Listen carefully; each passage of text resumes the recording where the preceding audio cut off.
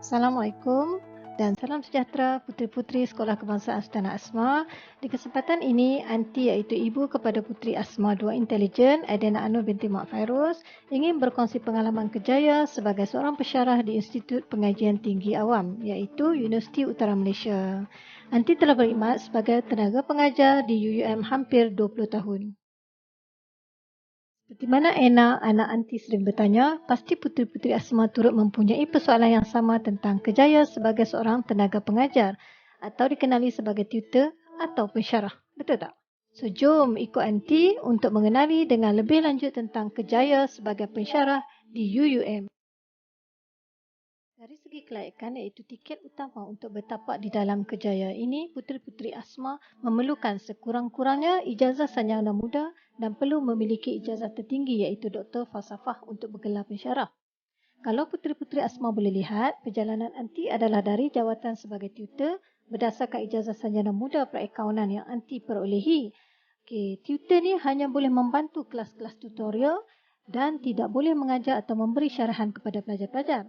Kemudian, Aunty meningkatkan pengetahuan dengan memiliki ijazah sarjana perakaunan profesional bersama dengan kelayakan profesional tambahan iaitu Certified Practicing Accounting dari Australia. Dengan itu melayakkan Aunty bergelar Chartered Accountant di Malaysia. Untuk terus bertahan dan berdaya saing, Aunty telah menyiapkan pengajian atau meneruskan pengajian PhD Aunty dalam masa 3 tahun setengah. Pasti puteri-puteri Asma perlukan tips kan? Yang paling utama ialah pastikan ijazah sarjana muda dalam mana-mana bidang sekurang-kurangnya kelas kedua tinggi iaitu keputusan CGPA 3.0. Atau, sekiranya puteri-puteri terus belajar sementara mendapat peluang pekerjaan, pastikan ilmu yang diperolehi dari bidang yang sama. Contohnya, Aunty memiliki ijazah sarjana muda perakaunan dan menyambung ke peringkat sarjana di dalam bidang yang sama iaitu perakaunan profesional. Kemudian, Aunty teruskan pengajian PhD perakaunan tetapi menjurus kepada bidang percukaian iaitu salah satu cabang perakaunan. Kemungkinan juga puteri-puteri bekerja dahulu di tempat lain dan berminat untuk menjadi pensyarah. Boleh. Terdapat laluan melalui kemasukan dengan pengalaman bekerja. Contohnya, cikgu Sekolah Kebangsaan Sultanah Asma yang memiliki ijazah sarjana atau Doktor Falsafah akan melalui laluan ini sekiranya ingin menukar profesion perguruan kepada pensyarah Institut Pengajian Tinggi. Apa skop tugas sebagai seorang pensyarah ya? Untuk mengukur kecekapan dan keberkesanan setiap ahli akademik iaitu pensyarah, perlu membahagikan masa 365 hari dalam setahun kepada beberapa skop tugasan. Yang paling utama pastinya sebagai pensyarah adalah komponen pengajaran. Untuk meningkatkan pengetahuan dan sentiasa mengikuti perkembangan semasa, komponen penyelidikan diperlukan. Ilmu-ilmu tersebut boleh dikongsi dan dipertingkatkan dengan pengalaman-pengalaman dari negara luar atau industri dengan komponen penyeliaan. Ilmu perlu dikongsi dan disebarkan. Oleh itu, komponen seminar dan pembentangan adalah penting. Selain dari tugas hakiki sebagai ahli akademik, penglibatan di peringkat unit, pusat pengajian, universiti dan masyarakat tidak boleh diabaikan. Macam markah kurikulum dan sukan puteri-puteri Asma juga.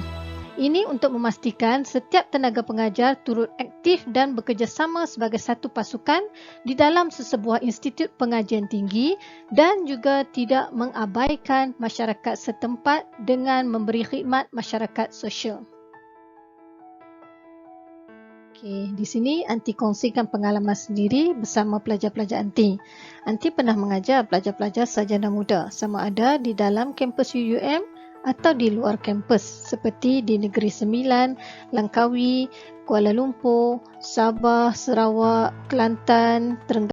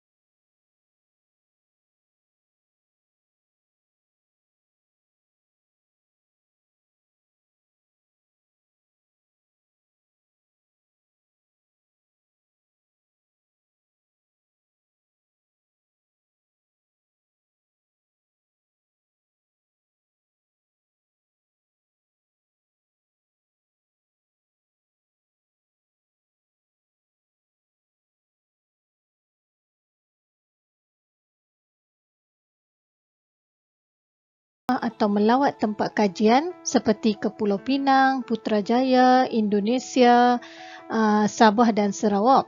Sekiranya di sekitar Kedah atau Perlis, Anti akan meluangkan masa seiring dengan tempoh pengajaran berlangsung sebab dekat kan. So dalam tempoh 6 tahun ni, Anti telah menyiapkan 7 projek kajian dan 3 projek yang masih berjalan. Ini adalah cara untuk memastikan Anti terus berfikir untuk membantu masyarakat. Penyeliaan ni memerlukan komitmen masa yang tinggi.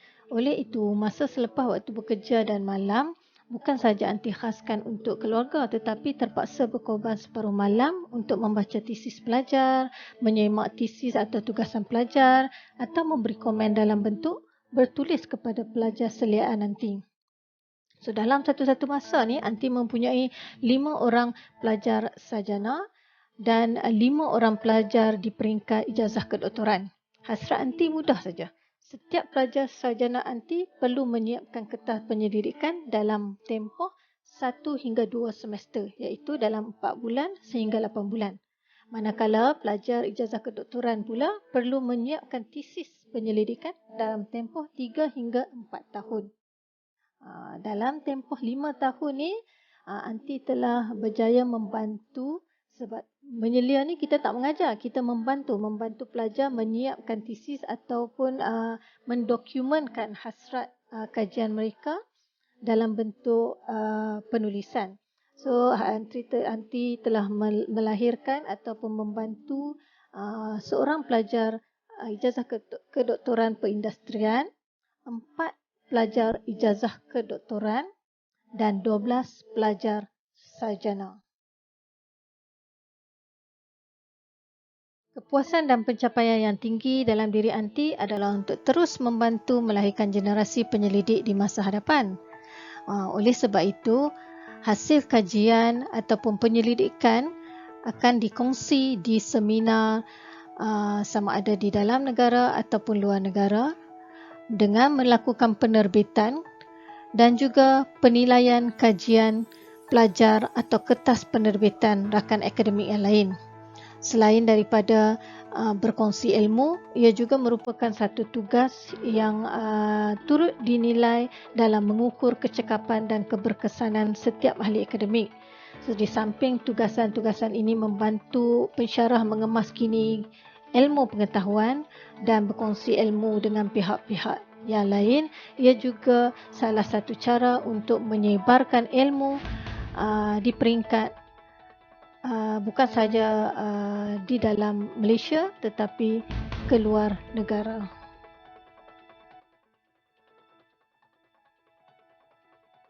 Tugasan lain adalah tugasan tambahan seperti penglibatan dalam menganjurkan seminar di peringkat antarabangsa turut menjadi sebahagian sumbangan kepada universiti. Tugasan ni agak menarik kerana selain membantu perkongsian ilmu, jaringan kerjasama di antara universiti dan ahli akademik ataupun penyelidik serantau dunia dapat dibentuk.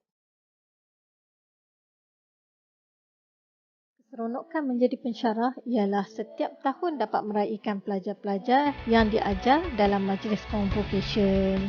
Perjalanan yang sentiasa dihargai apabila dapat melihat kegembiraan di wajah anak-anak didik dan juga keluarga yang turut memberi tanda terima kasih kepada setiap ahli akademik.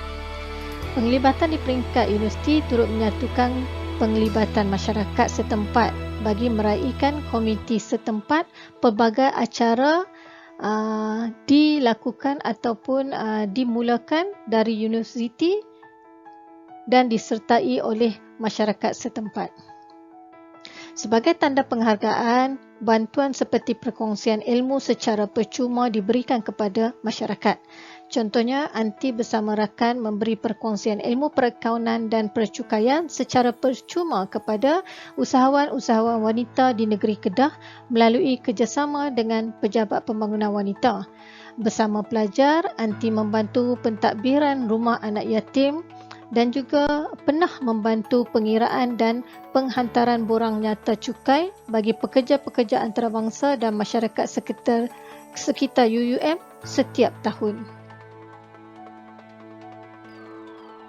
Puteri-puteri Asma pasti tertanya-tanya, adakah seronok menjadi pensyarah? Apa kelebihan pensyarah berbanding kerjaya lain kan? Pensyarah mempunyai waktu bekerja yang fleksibel di mana jadual pengajaran boleh disusun mengikut kesesuaian dan mempunyai pilihan. Dari segi gaji, kenaikan akan diperolehi sejajar dengan kelayakan yang dimiliki. Pastinya setiap seminar yang dianjur atau dihadiri dan penyelidikan yang dijalankan mempunyai masa lapang untuk berehat sambil bercuti. Kepelbagaian pelajar yang diajar setiap semester akan memberi pengalaman yang baru kerana karakter setiap pelajar pasti mempunyai perbezaan. Kesabaran yang tinggi dapat dipupuk kerana setiap keputusan ahli akademik akan mencorak kehidupan pelajar. Oleh itu, pelajar akan dipertimbangkan dengan mengambil kira termasuk latar belakang dan masalah yang dihadapi.